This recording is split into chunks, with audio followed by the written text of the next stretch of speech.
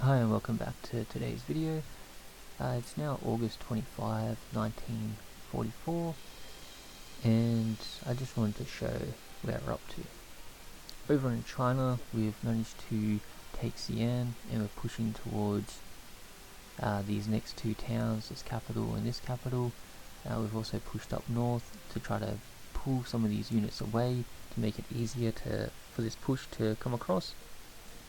We've just set up a couple of defense units. Over here in India, Burma, we've managed to bring up a few units and take all three of these towns, and we're now pushing up towards this road to Delhi. Well, this guy just sits here and defends from these units. Over in the Pacific, we managed to take back this area and these oil fields. We took out a few of their navy units, and which have now retreated, and we've just basically kept up our defense in all these areas. Hawaii is still well protected, and one of the other things that I've done is I've been buying submarines and setting them up along the coastline of Japan, just in case something tries to come across here. I don't reckon they will, but just in case, they're going to run straight into. And the reason why I have these double hex space is because if they land here, then they have to deal with this submarine. If they land here, then they have to deal with this submarine. There's no reason to put this right next to each other, because they're going to have to stop no matter where they are. So you don't need so many units, you can actually space it out a little bit better. Over in Africa, we have pushed these two corps onto this town, and we've pushed this recon unit and field artillery onto this town, so we should be able to take Sudan. We've also taken Algeria and set up a few defense units with some HQs. Got some navy units set up as well. There is a bunch of partisans that you can see that spawn here and all here, so I've actually had to bring up some more garrisons. That's important to know. Around 1944, they start getting more areas that they can spawn partisans in. Over in France, the Allies have made a bit of a beachhead here, but we have managed to kind of encircle them and protect this area for now.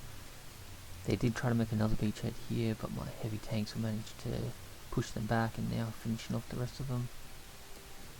Again, over here, they brought up a few units, but didn't manage to get anywhere. But over here, they have. So this is a little bit worrying. I've managed to set up a few guys just to protect these towns for now, but I'm going to bring some Eastern Front units to help with the defense of the Netherlands. Denmark's still protected. They made a bit of a push into Finland, but after doing well in some of my other fronts, they've actually pulled those guys back, so we can start bringing these guys up to help with the siege of Leningrad. I've surrounded Narva, and then these guys, with the help of this artillery and bombers, should be able to get up to Leningrad and start sieging it down. Over in Moscow, we've got our 3 tanks set up now. These guys are still just protecting the northern flank, so nothing can get through. We've got our railgun. We're going to bring up our heavy artillery and just see the army unit there. Heavy artillery here, shelling Moscow with the help of the railgun and the hits from these tanks and these medium bombers, and we should be able to finally secure that capital. These guys just making a bit of a push up towards this next town. We've taken Tulu, and they're going to push up as well. We've taken Stalingrad from these units coming down here, and these Turkish units coming up here. Once we've dealt with these pockets, then it's just a matter of pushing up towards this alternative capital, while the Italians finish off Rostov and Salsk. The Romanians are going to deal with this down here, And once they've dealt with that, all these units are going to go over to the western front as well. And that's basically it. Thanks for watching, and hopefully we'll be able to get a victory.